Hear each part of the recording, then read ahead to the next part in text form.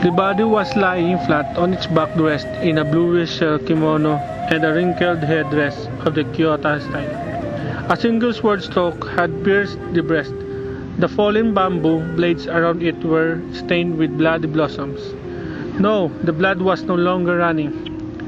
The wound had dried up, I believe, and also a godly was stuck fast there, hardly noticing my footsteps.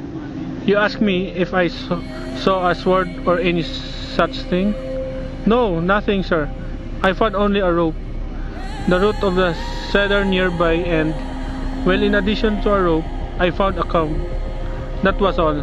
Apparently, he must have made 3 bottles of it before he was murdered, because the grass and fallen bamboo blade had been trampled down all around. A horse was nearby. No, sir.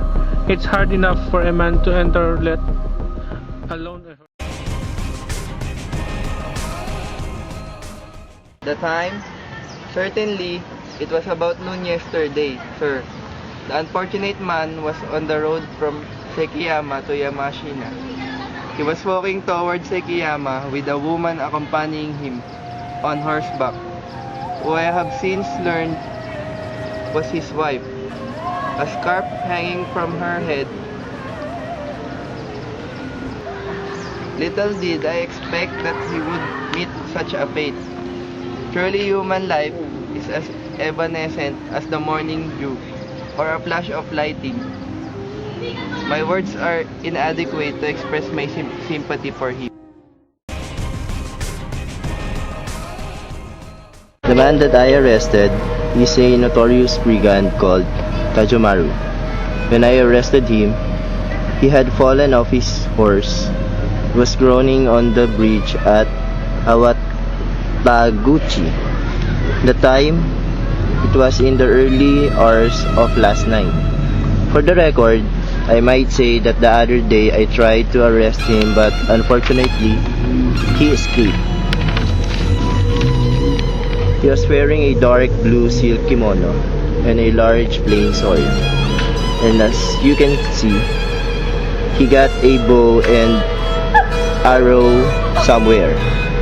You say that this bow and this arrow look like the ones owned by the dead man. Then Tajomaru must be the murderer. The bow wound with leather strips, the black lacquered quiver, the 17 arrows with hawk feathers. These were all in his possession, I believe. Yes, sir. The horse is also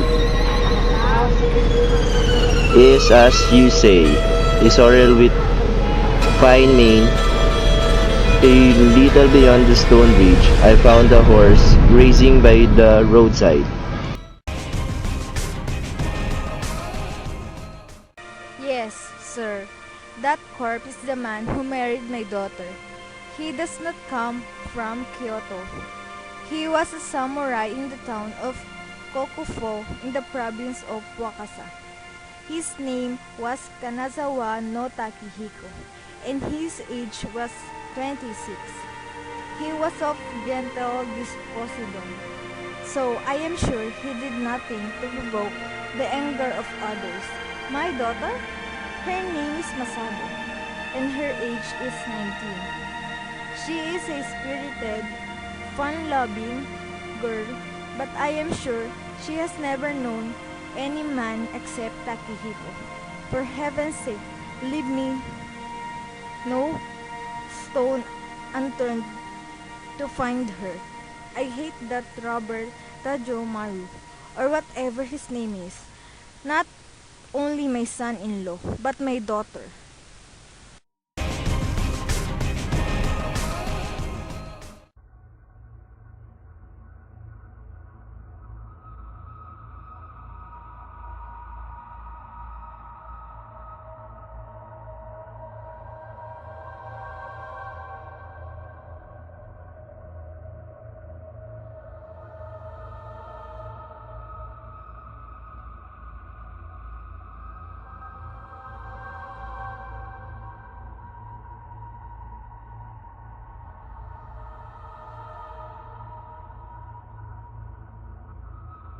After violating my wife, the robber, sitting there, began to speak comforting words to her.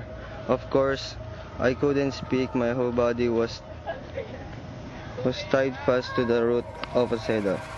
But meanwhile, I winked at her many times, as much as to say, "Don't believe the robber." I wanted to convey some such meaning to her. But my wife, sitting dejectedly on the bamboo leaves, was looking hard at her lap. To all appearance, she was listening to his words. I was agonized by jealousy. In the meantime, the robber went on with the clever talk, as if in trance. She had never looked so beautiful as that moment. What did my beautiful wife say in answer to him?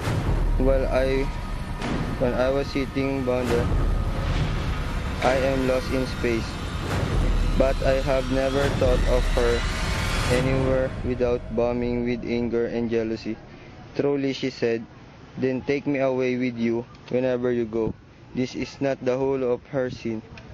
If that were all, I would not be tormented so much in the dark when she was going out of the grove, as in the dream." Her hand in the robber's, she suddenly turned pale and pointed at me tied to the rope of the cedar, and said, "Kill him. I cannot marry you as..." My fate is next. Then he disappeared from the grove. All was silent. After that, I heard someone crying. Untying the rest of my bonds, I listened carefully. That someone drew the small sword soft out of my breast in its invisible hand. At the same time, once more blood flowed into my mouth, and once and for all, I sank down into the darkness of space.